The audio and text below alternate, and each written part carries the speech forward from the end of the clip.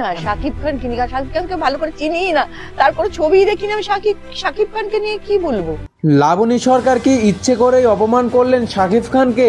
জি হ্যাঁ দর্শক, এই প্রশ্ন এখন ঘুরছে পুরো নেট দুনিয়ায়। সম্প্রতি এক সাক্ষাৎকারে ওপার বাংলার প্রখ্যাত নেত্রী লাবণী সরকার দেবের প্রশংসায় পঞ্চমুখ হয়ে বলেন, দেব এখন সত্যিকারের সুপারস্টার, ওর খাদান তো সুপার ডুপার হিট। দেব তো সেখানে সুপারস্টার, সেখানে সুপারস্টার মানে অবশ্যই দেব স্টার। এক দেবের খাদান কত হিট হলো।